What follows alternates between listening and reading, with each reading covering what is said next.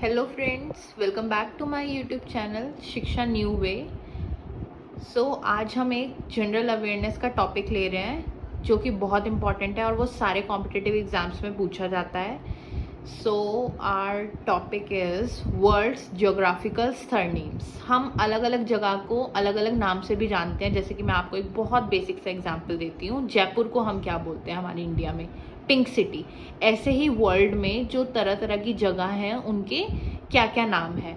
And कोशिश करिएगा कि आपको साथ के साथ ये क्लास में यहीं पर लर्न हो जाए। First is city of sky scrapers, जो कि हम बोलते हैं न्यूयॉर्क को। वहाँ पे इतनी ऊंची ऊंची बिल्डिंग है, बहुत बड़ी बड़ी, आसमान को छूने वाली, इसीलिए उसको बोलते हैं city of sky scrapers. Second is city of seven hills. City of seven hills बोलते हैं हम रोम को, बिकॉज जब रोम को फाइंड किया गया था तो ये एक हिल पे था जो कि सराउंडेड था, मतलब ये एक हिल पे ही ढूंढा गया था। ये एक हिल पे सिचुएटेड है और आसपास भी इसके और भी हिल्स प्रेजेंट थी, तो सिटी ऑफ सेवन हिल्स बोला जाता है रोम को। सिटी ऑफ ड्रीमिंग स्पायर्स बोलते हैं हम ऑक्सफोर्ड को। आप इसे इससे भी याद कर सकते हैं, हर एक का ड्रीम है ऑक्सफोर्ड जाना। City of dreaming spires is Oxford. City of golden gate हम बोलते हैं San Francisco. City of magnificent buildings Washington DC, वहाँ पे बहुत एक से एक शानदार बिल्डिंग है। City of eternal springs Quito, जो कि साउथ अमेरिका में है। यहाँ पे मौसम ठंडा गर्म, बहुत अच्छा मौसम होता है दोनों तरह के, और वहाँ पे काफ़ी स्प्रिंग्स वगैरह है। वहाँ का मौसम बहुत अच्छा है, मॉडरेट है due to these springs. Next China sorrow, इस नदी को बोला जाता है हुआंग हो, इसका नाम है। येलो रिवर के नाम से भी हम इसे जानते हैं। इसे चाइना सौरो मतलब दुख इस वजह से माना जाता है क्योंकि ये कभी भी अपना रूट चेंज कर लेती है, जिस वजह से जब कोई भी नदी अपना रूट चेंज करेगी तो आसपास वाले एरिया में तबाही तो हो ही जाएगी। तो चाइना सौरो इज होंग हो, और इसे येलो रिवर के नाम से भी ये फेमस है। Next cockpit of Europe, Belgium को बोला जाता है बिकॉज बेल्जियम में most of the European battles, जितने भी यूरोप में बैटल्स, लड़ाई झगड़े मतलब जितने भी हुए हैं वॉर वगैरह, वो यहीं पर हुए हैं, इसीलिए बेल्जियम को कॉकपिट ऑफ यूरोप बोला जाता है। नाउ नेक्स्ट, डार्क कॉन्टिनेंट किस कॉन्टिनेंट को कहा जाता है? अफ्रीका। अफ्रीका को डार्क कॉन्टिनेंट इसलिए कहा जाता है बिकॉज जब इसका इंटीरियर एक्सप्लोर किया गया था, मतलब देखा गया था क्या क्या कंसिस्ट करता है, उसकी लैंड के नीचे क्या है, मतलब उसके जब उसको फाइंड आउट किया गया था, व्हेन इट वाज फाउंड, तो उसको एक्सप्लोर कर रही थी टीम, तो उन्हें बहुत सारी ऑब्स्टिकल्स का सामना करना पड़ा था, मतलब बहुत सारी परेशानियों का सामना करना पड़ा था इस कॉन्टिनेंट को एक्सप्लोर करते वक्त, तो इसे डार्क कॉन्टिनेंट कहते हैं। नेक्स्ट एम्पायर सिटी बोलते हैं न्यूयॉर्क को। एमरल्ड आइल, आइल एक आइलैंड के लिए यूज किया जाता है। आइल मतलब एक छोटा सा आइलैंड, तो एमरल्ड आइल किसे बोलते हैं? आयरलैंड को। एमरल्ड ग्रीन कलर का होता है, जेम, बहुत ही ज्यादा प्रेशियस जेम होता है। अब इसको इसलिए बोला जाता है बिकॉज आयरलैंड में बहुत सुंदर सुंदर ग्रीन ग्रीन, जो दूर से बिल्कुल चमकते हुए ग्रीन ग्रीन फॉरेस्ट है, इस वजह से आयरलैंड को एमरल्ड आइल बोला जाता है। इटर्नल सिटी बोला जाता है रोम को। रोम को इसलिए बोला जाता है इटर्नल सिटी कि चाहे वहां पे कितने भी एम्पायर गिर जाए, सिटी अपने आप मैनेज कर ही लेती है किसी तरह। ये लॉन्ग लास्टिंग है, मतलब वहाँ पे कितने भी ऑब्स्टिकल्स आ जाएं, कुछ भी आ जाए, वो अपने आप को वापस से सारे ऑब्स्टिकल्स को ओवरकम करते हुए अपनी अच्छी हालत में अपने आप को मेंटेन करने में एट लास्ट कामयाब हो ही जाएगी। नेक्स्ट फॉरबिडन सिटी लासा, जो कि तिब्बत में है। गार्डन सिटी शिकागो, यहाँ पे बहुत सारे गार्डन्स हैं। Gate of tears, strait of Bab el Mandeb, इसे इसलिए बोला जाता है क्योंकि जब इसे नेविगेट किया गया था, मतलब जब भी इसको रास्ते को नेविगेट किया था, तो यहाँ पे भी बहुत सारे ऑब्स्टिकल्स फेस करने पड़े थे। Gift of the Nile Egypt को बोलते हैं क्योंकि नाइल एक रिवर है जिसकी वजह से इजिप्ट में पानी की कमी नहीं है, और अगर नाइल नहीं होता तो आज इजिप्ट एक डेजर्ट बन के रह जाता। Next which is granite city. Granite city बोला जाता है एबरडीन को, जो कि स्कॉटलैंड में है। इसे ग्रेनाइट सिटी इसलिए बोला जाता है बिकॉज वहाँ की most of the buildings granite से ही बनी है। ग्रेनाइट एक तरह की इग्नियस रॉक है जो कि क्वार्ट्ज और फेल्डस्पार मिनरल से बनी हुई है।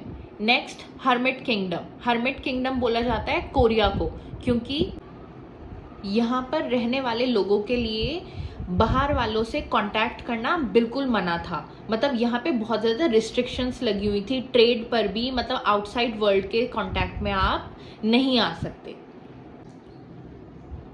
अटलांटिक ओशन को हेरिंग पॉन्ड भी बोला जाता है, क्योंकि यहाँ पे एक हेरिंग नाम की एक फिश है जो कि बहुत बहुत ज़्यादा मात्रा में पाई जाती है। होली लैंड बोला जाता है जेरूसलम को, बिकॉज यहाँ पे जीसस क्राइस्ट का बर्थ हुआ था।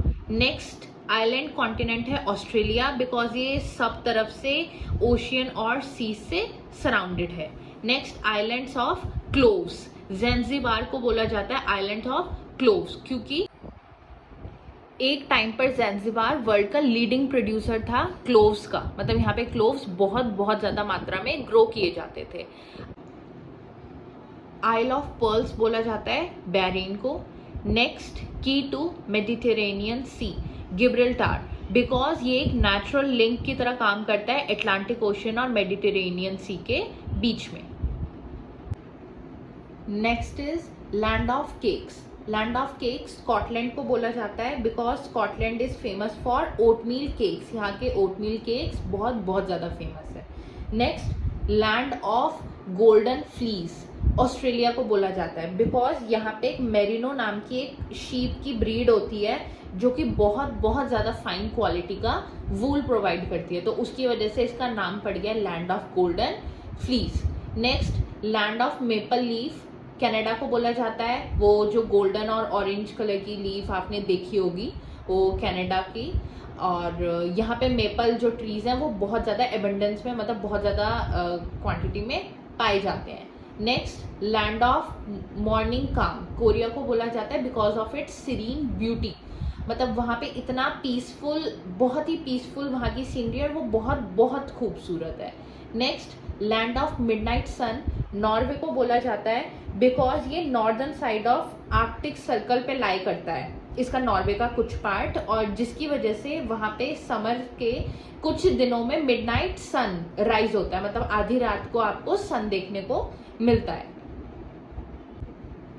नाउ लैंड ऑफ 1000 लेक्स बोला जाता है फिनलैंड को। आप इसको ऐसे भी याद रख सकते हैं, जब लेक्स ज़्यादा होंगी तो फिश ज़्यादा होंगी, और फिश ज़्यादा होंगी, फिन किसके होते हैं? फिश के होते हैं। तो land of 1000 lakes is Finland. Next land of thunderbolt, land of thunderbolt बोला जाता है भूटान को।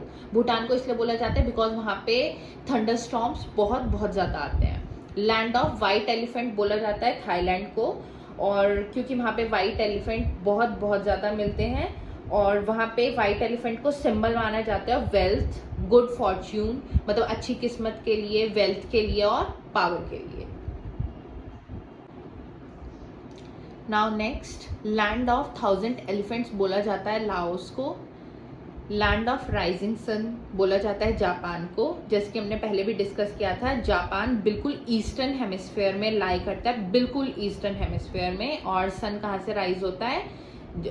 ईस्ट साइड से, और जापान में सबसे पहले सन राइज होता है। नेक्स्ट लोनलीएस्ट आइलैंड बोला जाता है ट्रिस्टन दे कुन्हा को, जो कि मिड अटलांटिक में है। उसे इसलिए बोला जाता है क्योंकि वहाँ की पॉपुलेशन बहुत बहुत ज़्यादा कम है, वहाँ पे एयरपोर्ट भी नहीं है, वहाँ से कोई रोड कनेक्टिविटी भी नहीं है, वहाँ पे सिर्फ बोट से पहुँचा जा सकता है। नेक्स्ट मैनचेस्टर ऑफ जापान बोला जाता है ओसाका को, बिकॉज ये बहुत इंपॉर्टेंट टेक्सटाइल सेंटर है जापान का, Osaka. Next pillars of Hercules, इसे बोला स्ट्रेट ऑफ गिब्रल्टार को पिलर्स ऑफ हरक्यूलिस भी बोला जाता है, because instead of climbing mountain, मतलब माउंटेन को चढ़ने के बजाय हरक्यूलिस ने अपनी ह्यूमन पावर का यूज़ किया था और माउंटेन को बिल्कुल स्मैश कर दिया था, जिस वजह से ये तैयार हो गया था रास्ता जिसने कनेक्ट किया है नेचुरली अटलांटिक ओशन को मेडिटेरेनियन सी से।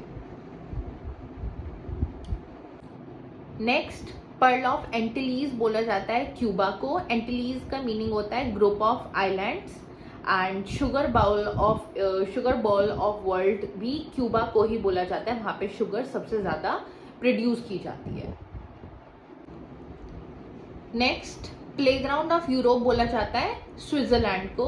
वेनिस को बोला जाता है क्वीन ऑफ द एड्रिएटिक, बिकॉज वो वाटर लॉक्ड है, पानी वहां पे किसका भरा हुआ है, एड्रिएटिक सी, ये एक सी का नेम है, एड्रिएटिक सी।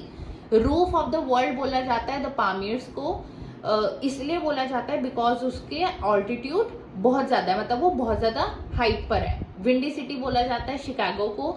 और सिक मैन ऑफ यूरोप बोला जाता है टर्की को, because of it's economic difficulties.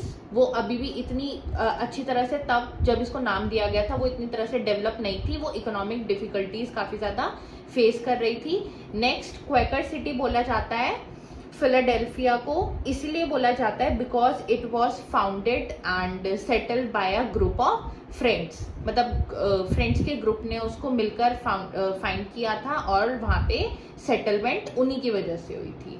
सो अगर आपको मेरी वीडियो पसंद आई हो, please subscribe my channel and like my video and share it too. And it is very very important for all type of competitive exams. ये हर तरह के कॉम्पिटेटिव एग्जाम के लिए बहुत बहुत ज़्यादा इंपॉर्टेंट है, चाहे वो SSC, CGL, CTET, KV, DSSS, कोई भी कॉम्पिटेटिव एग्जाम है, ये सबके लिए बहुत बहुत ज़्यादा इंपॉर्टेंट है। So thank you so much and please subscribe my channel. Thank you so much.